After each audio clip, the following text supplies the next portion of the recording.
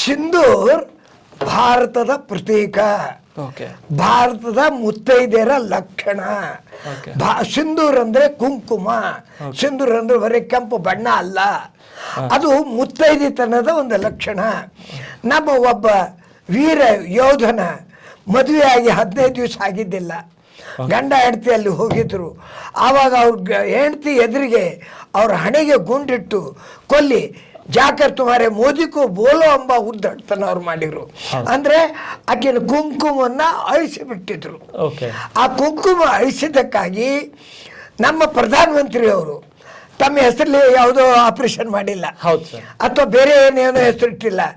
ನಮ್ಮ ತಾಯಿಯರ, ನಮ್ಮ ತಂಗಿಯರ, ನಮ್ಮ ಆತ್ಮೀಯರ ಕುಂಕುಮನ್ನ ಅಳಿಸಿದ್ದಕ್ಕಾಗಿ ಇದ್ರ ಆಪರೇಷನ್ ಏನು ನಾವು ಮಾಡ್ತಾ ಇದ್ದೀವಿ, ಇದ್ರ ಹೆಸರೇ ಸಿಂಧೂರ್ ಅಂತ ಇಡೋಣ ಅಂತೇಳಿ ಸಿಂಧೂರ್ ಆಪರೇಷನ್ ಅಂತ ಹೆಸರು ಕೊಟ್ಟರು. ಅದು ಅತಿ ಮಹತ್ವದು. ಎಲ್ಲರೂ ತಲೆಬಾಗಿ ಅದನ್ನ ಜೈ ಹಿಂದ್ ಅಂತ ಹೇಳ್ಬೇಕು ಅದಕ್ಕೆ.